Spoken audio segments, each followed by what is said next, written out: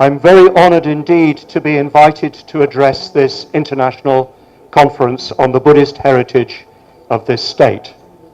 It's a remarkable thing that you're holding this conference, and that in the initiation of your new state, you are bringing forward the Buddhist culture of Telangana. It's a cause of great hope and of great strength for your future. I know that in the initiation of any new political enterprise, any new political entity, there's tremendous hope and idealism that through the creation of this new state, you may create a much better society in which everybody is equal, everybody is developing together and not divided against each other by such matters as caste and gender and so on, all the matters that discriminate one human being from another. So it's really remarkable that on this occasion, in the initiation of your new state, celebrating the Buddhist heritage of this state. And it is a very noble and honorable heritage that you have. As we've already heard from my friend Mr. Lakshmaya, it goes right back to the time of the Buddha. The Buddha gained enlightenment in Bodh Gaya 2,500 years ago and introduced into the world a revolutionary new consciousness, a state of mind that was free, equal, and humanitarian, in which there was a spirit of generosity, kindliness, and love between all human beings. So the Buddha initiated, you could say, a great revolution in human history, human consciousness. That revolution, as we've heard, reached here to Telangana through the visits of the disciples of a rishi from Godavari River called Bhavari. He sent his 16 disciples to speak to the Buddha, and they had some very, very deep and interesting conversations, which are recorded in the oldest section of the Pali Canon.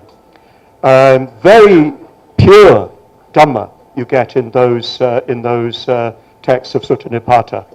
So they were given and spread here in Telangana. But we also know that Buddhism in its history in India met with a lot of opposition, and it was constantly suppressed, and it constantly revived. We know that Buddhism flourished, especially at the time of Samrat Ashoka, Emperor Ashoka, but after several generations, it was extinguished again. It was suppressed again. And this is the history of Buddhism for nearly 1,500 years. It comes up with this revolutionary consciousness, this revolutionary way of people relating to each other, and the creation of genuine Sangha, what we would call true fraternity, and it's suppressed by conservative forces of many different kinds. One of the great revivals that took place was what we now know as the Mahayana tradition. It didn't think of itself as that at the time, it just thought it was a continuation of the old tradition.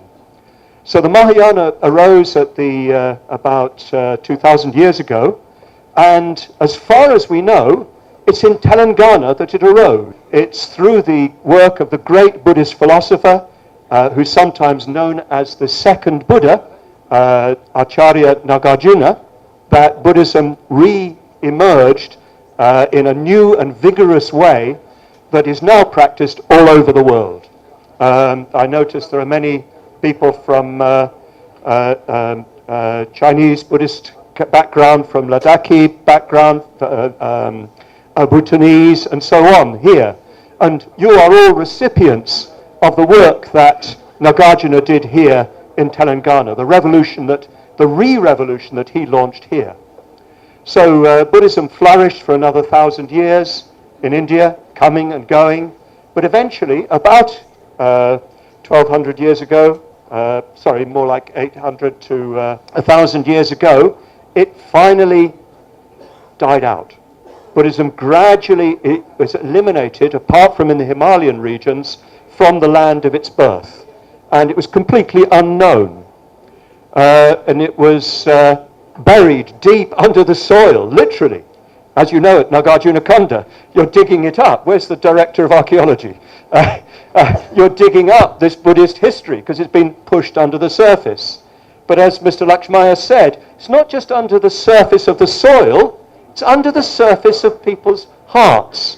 It's deep in people's hearts, under the skin. And it still has a big influence in the culture, here in Telangana. It's still there in something of the spirit and manner that people have here. When I was coming here, I caught the plane from Mumbai, and I started to queue for the plane, and I suddenly realized I was in a different culture, just in the queue. I wasn't even in Telangana. I was just in the queue for the plane. There's a completely different sort of spirit. People very friendly, very gentle, very lively, and vigorous, and very, very friendly, good-natured. I suddenly realized that I was in this completely different culture. I was in Telangana in the middle of Mumbai.